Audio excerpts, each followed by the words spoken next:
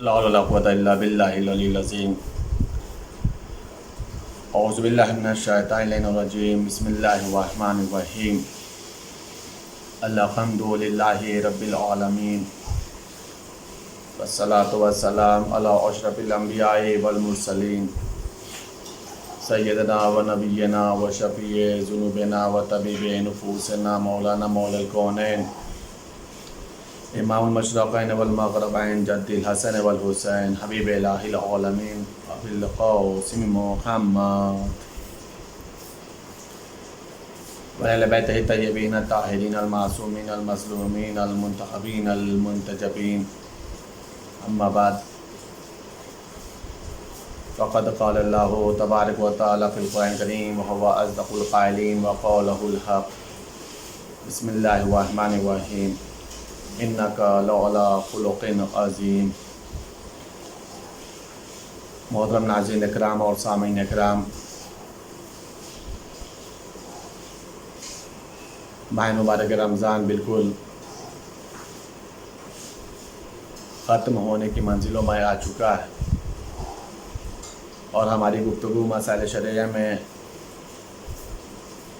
الگ الگ موضوع کے اوپر اور خاص طور سے ان مسائل کے اوپر جو ہمارے روزمرہ کے ہیں اور ہماری ضروریات زندگی میں سے ہیں، ان کے اوپر میں نے گفتگو کی۔ آج رمضان مبارک کا آخری جمعہ ہے۔ آج کا جمعہ یوم القدس ہے۔ قابل اس کے کہ میں اس سلسلے سے گفتگو کروں، چند مسائل آپ کے ہدیہ سماعت کرنے۔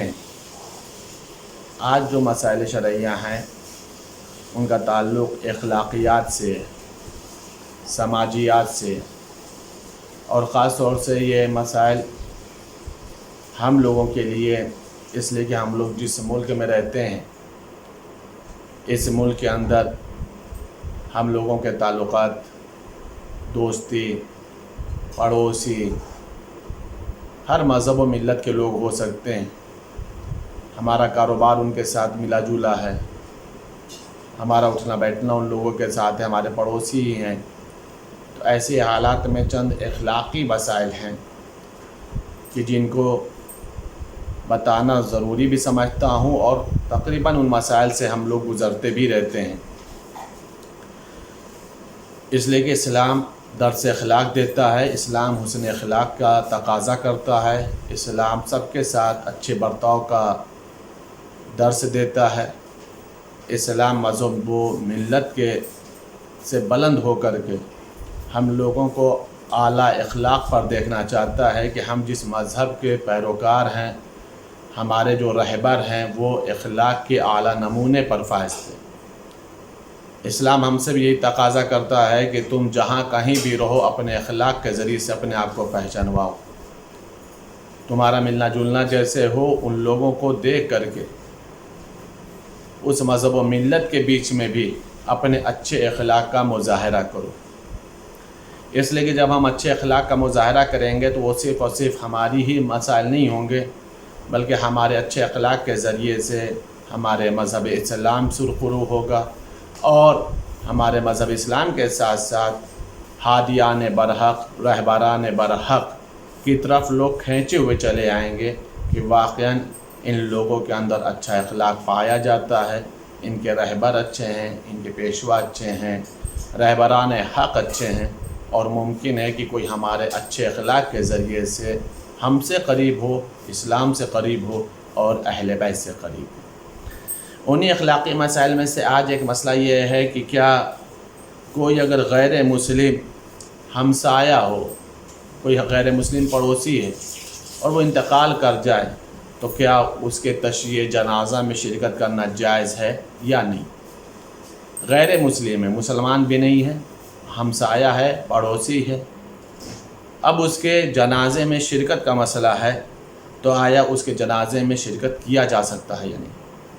ایسے مسئلے میں معاملہ یہ ہے کہ اگر مرحوم اور جنازے کے شرکا خود مرنے والا اور جو اس کے مذہب کے والے ہیں جو جنازے میں جن لوگوں نے شرکت کی ہے اگر اسلام اور مسلمانوں کی دشمنی میں مشہور نہیں ہیں تو ایسی حالت میں تشییع جنازہ میں شرکت کرنے میں کوئی قباحت نہیں ہے، تشییع جنازہ میں شرکت کرنا جائز ہے۔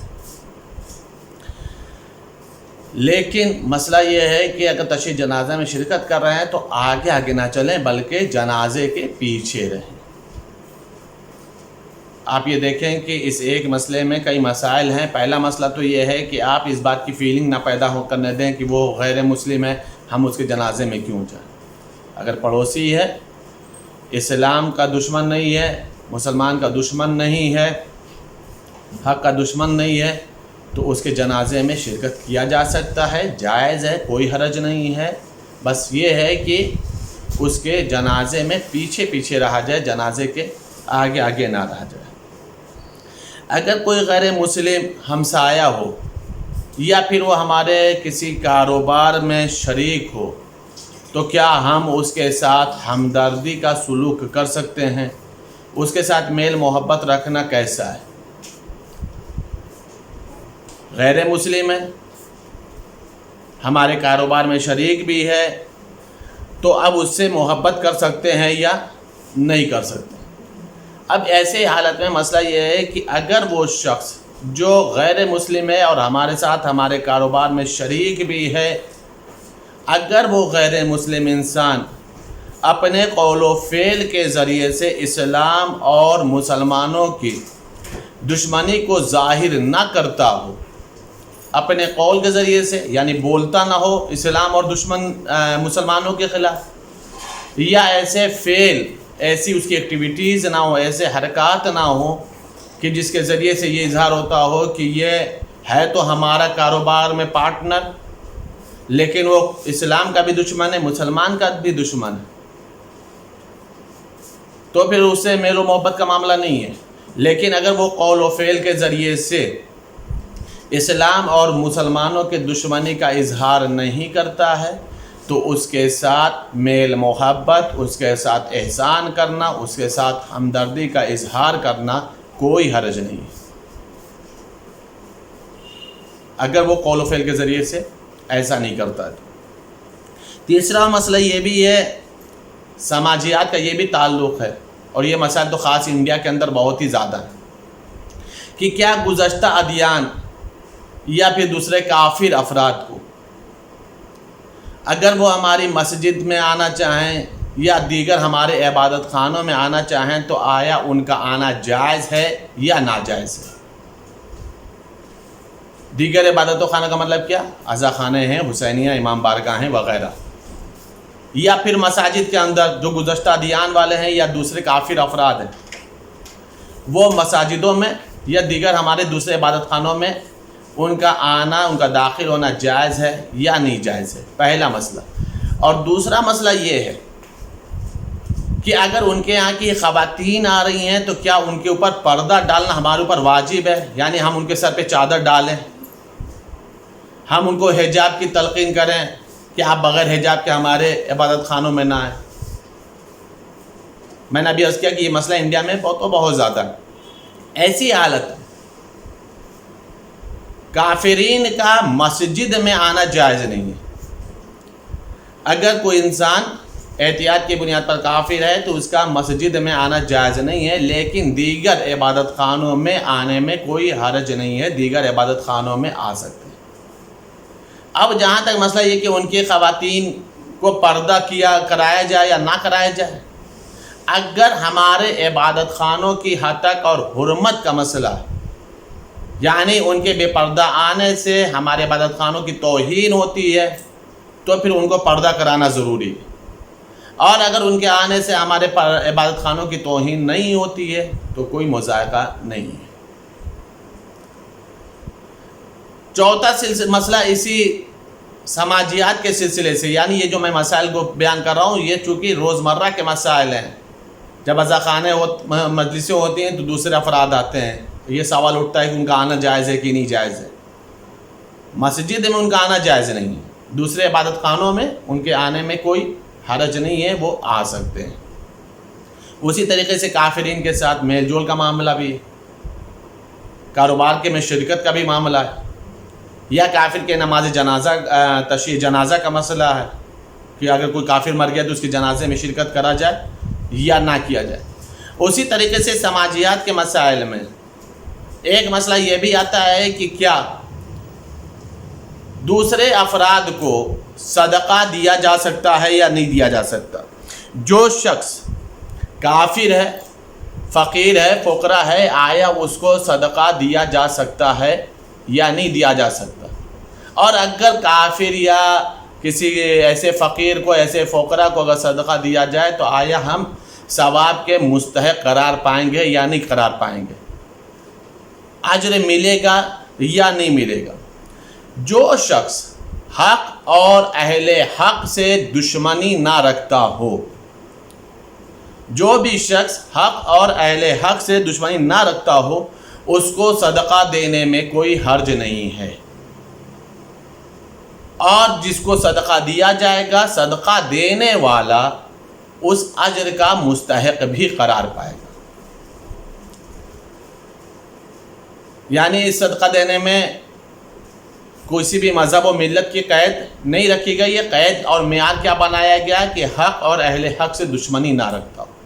اب یہ دیکھیں کہ اسلام کی نزاکت کیسی ہے، اسلام کتنا نازک مذہب ہے، جہاں کہیں بھی معاملہ آ رہا ہے تو اس کا تعلق حق، اہل حق، اسلام، مسلمان، یہی بیس بنایا جا رہا ہے۔ کہیں پر بھی ذاتی معاملات نہیں رکھے جا رہے ہیں، کہیں پر بھی ذاتی گفتگو نہیں کی جا رہی ہے۔ معیار جو بنایا جا رہا ہے حق کو ہی بنایا جا رہا ہے، اہل حق کو ہی معیار بنایا جا رہا ہے، اسلام کو معیار بنایا جا رہا ہے، مسلمان کو معیار بنایا جا رہا ہے، عزاخانوں کی حرمت کا معیار بنایا جا رہا ہے۔ کہیں پر بھی انسان کے ذاتی معاملات کو شامل نہیں کیا گیا۔ معیار وہی ہے جو حق اور اہل حق کے تحت آتا ہے۔ اب ایک مسئلہ یہ ہے کہ کیا یہودی یا عیسائی کو یا ایسے دوسرے افراد کو انسان ستا سکتا ہے یا تنگ کرنا جائز ہے یا نہیں؟ یعنی دوسرے مذہب کے لوگ، ان کو ستایا جائے، ان کو تنگ کیا جائے، پریشان کیا جائے، عاجز کیا جائے؟ نہیں، کسی بھی مذہب کے لوگوں کو ستانا جائز نہیں ہے، جائز نہیں۔ عزیزان گرامی دیکھیے، یہاں پر بھی اخلاق کا مظاہرہ کیا گیا۔ مذہب الگ الگ ہے، تم دوسرے مذہب کو فالو کر رہے ہو، وہ دوسرے مذہب کو فالو کر رہے ہو، تم مسلمان ہو، تمہارے مسلمان ہونے کا ہی یہ تقاضا ہے کہ تم دوسرے مذہب والوں کو سکون سے رہنے دو، دوسرے مذہب والوں کو امن سے رہنے دو، دوسرے مذہب والوں کو سلامتی سے رہنے دو۔ ان کو بلا وجہ تنگ کرنے کی اجازت نہیں ہے، جائز نہیں قرار دیا گیا۔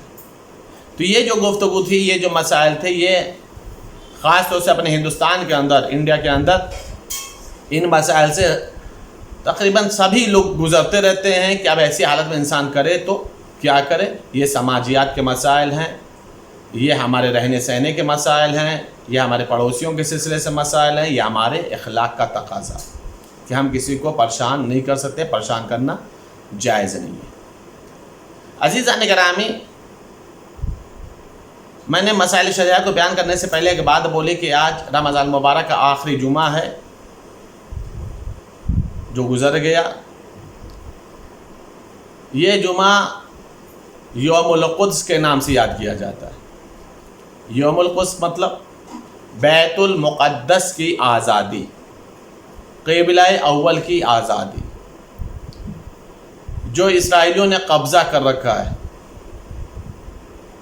جو ظلم و ستم کا شکار ہو رہا، وہاں کے رہنے والے باشندے، وہاں کے رہنے والے لوگ مظلوم ہیں۔ عزیزان گرامی، مولا متقیان حضرت علی ابن ابی طالب علیہ السلام نے اس بات کی طرف خاص توجہ دلائی ہے، جس میں وصیتوں کے جو مولا کے جملے ہیں، اس وصیتوں میں سے ایک وصیت کے جملے کا مفہوم یہ ہے کہ ہمیشہ مظلوم کے ناصر اور مددگار رہنا، ہمیشہ ظالم کے مقابلے میں کھڑے رہنا، مظلوم کا ہے ان کے حق دلانے کی بات ہے، ظالم کے خلاف آواز احتجاج بلند کرنے کی بات ہے۔ پورے دنیا میں ورلڈ لیول پر رمضان مبارک کا جو آخری جمعہ ہوتا ہے اسے انٹرنیشنل قدس ڈے کے نام سے منایا جاتا ہے۔ پوری دنیا میں احتجاجی ریلیاں، جلوس، فلسطین کے حقوق کے سلسلے سے، بیت المقدس کے سلسلے سے، ظالم کے ظلم کے خلاف باقاعدہ طور پر جلوس نکالے جاتے ہیں۔ یہ 2 سال سے جو کورونا کا مسائل آ گئے، اس وبا کا مسئلہ آ گیا تو یہ سارے مسائل رک گئے۔ لیکن عزیزان گرامی، ظلم کے خلاف انسان جہاں کہیں پر بھی ہو، جس حالت میں بھی ہو، اسے ہمیشہ آواز بلند کرنا چاہیے۔ کہیں پر بھی انسان کو ظلم کے مسئلے میں خاموشی نہیں اختیار کرنی چاہیے۔ یہ تو بہرحال قبلہ اول کا مسئلہ ہے، وہاں کے باشندوں کا مسئلہ ہے، وہاں کے رہنے والوں کا معاملہ ہے، لیکن اصلاً اصول یہی ہے، عقلاً اصول یہی ہے، کبھی بھی ظلم کے خلاف خاموشی کو نہ اختیار کیا جائے۔ اگر انسان ظلم کے مسئلے میں خاموشی کو اختیار کرتا ہے تو اس کی خاموشی اصلاً ظالم کے ظلم کی حمایت کرتی ہے، ظالم کے ظلم کی مددگار ثابت ہوتی ہے۔ اور اگر یہی آواز مظلوم کی حمایت میں بلند ہو جائے، مظلوم کی نصرت میں بلند ہو جائے، تو آواز چاہے کائنات کے کسی گوشے سے اٹھائی جائے، اس کا شمار ان مظلومین کے ناصرین میں ہوتا ہے، مظلومین کے مددگاروں میں ہوتا ہے۔ ظلم کرنے والا صرف ایک نہیں ہوتا۔ جب ظالمین کے سلسلے سے گفتگو ہوئی ہے تو اس کے سلسلے سے کہا یہ گیا ہے کہ ظالم 3 ہوتے ہیں، ایک ظلم کرنے والا، ایک ظلم میں ظالم کی مدد کرنے والا، اور تیسرا جو ظالم ظلم کر رہا ہے اس کے مسئلے میں انسان جو خاموش ہے، اس کا بھی شمار ظالمین میں ہوا ہے۔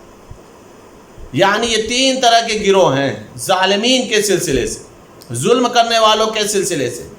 ایک ظلم کرنے والا، ایک ظالم کی مدد کرنے والا، ایک ظالم کے ظلم پر خاموش رہنے والا۔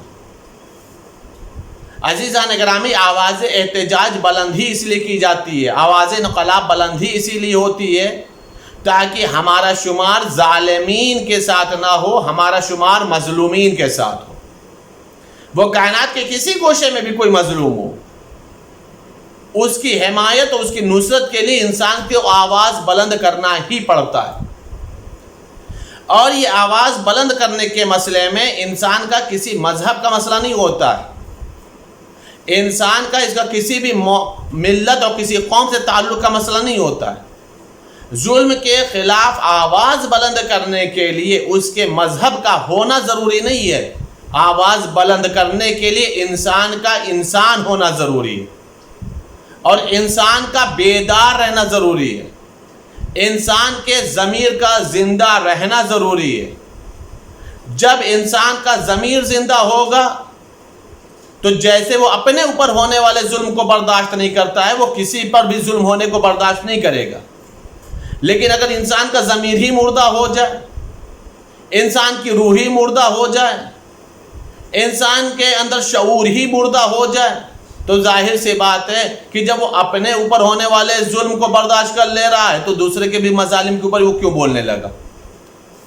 تو اس کے لیے صرف اور صرف ایک چیز ہے کہ انسان ہونا چاہیے، دوسرا مسئلہ کیا ہے کہ ضمیر کا زندہ ہونا چاہیے۔ یہ بھی بات یاد رکھیں میرے محترم ناظرین، ایسا نہیں کہ کائنات میں ظالمین زیادہ ہیں، ظالمین زیادہ نہیں ہیں، بس مسئلہ یہ ہے کہ ان ظالمین کے خلاف بولنے والے خاموش ہیں۔ اگر ان ظلم کرنے والوں کے خلاف آوازیں ہمیشہ سے بلند ہوتی رہتی تو کبھی بھی ان ظالموں کے اندر یہ طاقت نہ ہوتی کہ وہ کسی پر ظلم کرتے۔ یہ ظلم اس لیے نہیں کرتے کہ یہ کثرت سے موجود ہیں، مسئلہ یہ ہے کہ لوگ خاموش بیٹھے ہوئے ہیں، اور یہ خاموش کیوں بیٹھے ہیں یہ تو اللہ ہی بہتر جانتا ہے۔ اگر یہ بیدار ہو جائیں، یہ لب کشائی کرنے لگے، ان کا ضمیر جاگ جائے، تو ظالمین خود بخود اپنے کیفر کردار تک پہنچ جائیں، ظالمین خود بخود واصل جہنم ہو جائیں۔ چاہے وہ کسی بھی کائنات کے گوشے میں ظلم کرنے والے ہوں، کسی کے اوپر ظلم کرنے والے ہوں، قرآن کریم نے جہاں لعنت کی ہے جن جن گروہوں کے اوپر، ان گروہوں میں ایک گروہ ظالمین کے سلسلے بھی، لعنت اللہ علی القوم الظالمین، اللہ لعنت کرتا ہے اس قوم کے اوپر جو قوم ظلم کرتی ہے۔ ظاہر سی بات ہے جس کے اوپر خداوند عالم لعنت کر دے، جس قوم کے اوپر خداوند عالم لعنت کر دے، ان ظالمین کا ٹھکانہ آخرت میں کہاں پر ہوگا؟ جہنم کے آخری طبقے میں ہوگا، اسفل السافلین میں جائیں گے یہ ظالمین، اس لیے کہ یہ اللہ کی لعنت کی ہوئے لوگ ہیں جن کے اوپر خداوند عالم نے لعنت کی۔ عزیزان گرامی، اسی طریقے سے جہاں ظلم و تشدد پورے کائنات کے مختلف گوشے میں ہے، اسی طریقے سے یہ بیت المقدس کا بھی مسئلہ ہے، یہ قبلہ اول کا معاملہ ہے۔